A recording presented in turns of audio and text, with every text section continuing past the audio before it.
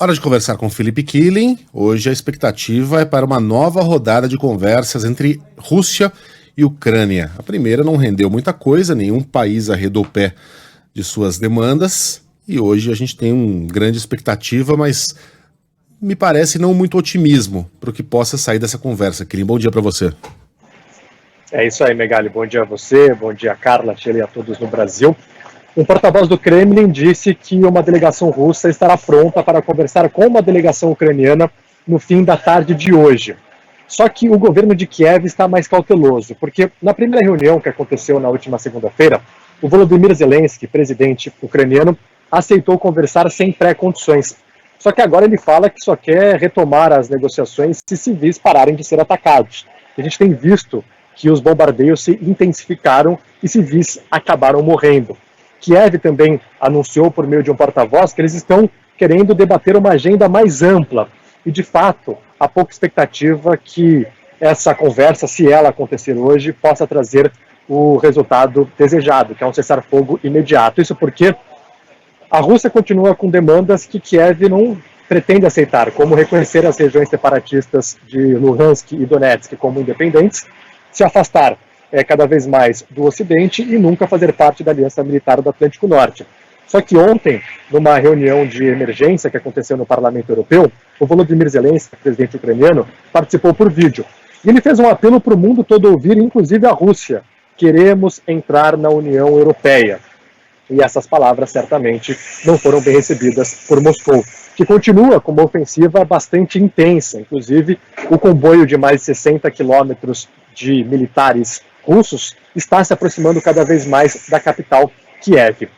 Bom, a gente fica acompanhando, a União Europeia, claro, está de olho nesse desenrolar. Inclusive o governo aqui da Espanha anunciou que está enviando armamentos para o exército ucraniano, mas a OTAN também marcou uma reunião de emergência, sexta-feira em Bruxelas, na Bélgica, a Aliança Militar do Atlântico Norte. E há uma movimentação de tropas da OTAN em países que fazem parte da Aliança Militar, sobretudo no leste europeu, em países que fazem fronteira ou com a Rússia ou com a Ucrânia. Hoje cedo, o chanceler da Alemanha, Olaf Scholz, estava em Israel e fez um pronunciamento, disse que a diplomacia precisa ter uma chance, mas todos os esforços diplomáticos até aqui têm falhado.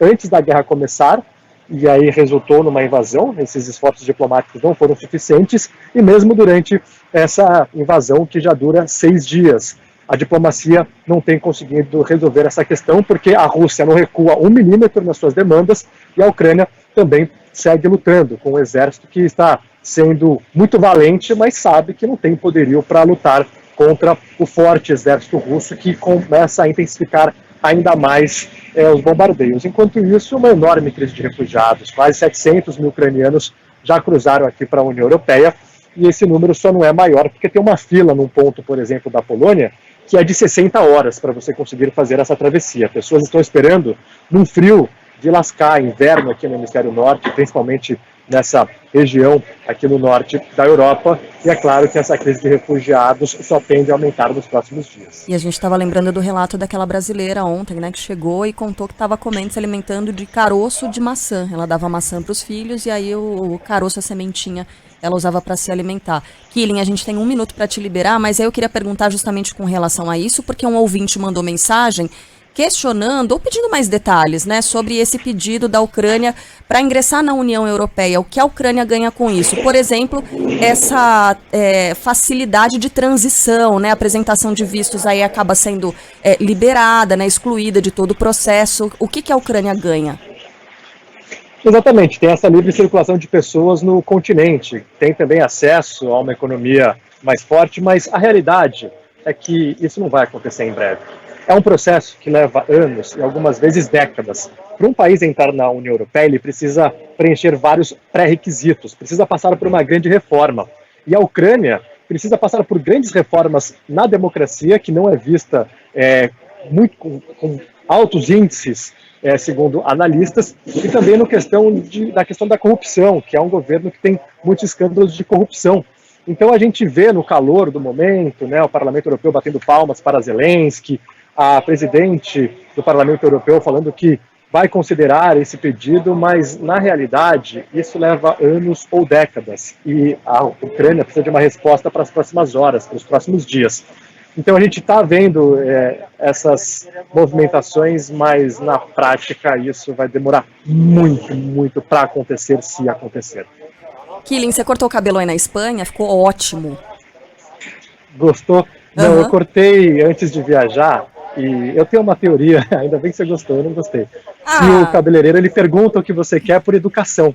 Porque você fala, olha, eu quero assim, assim, assado. E ele vai fazer do jeito que ele quiser, entendeu? Pô, mas ficou bacana, cara. Ficou maneiro, ficou moderninho.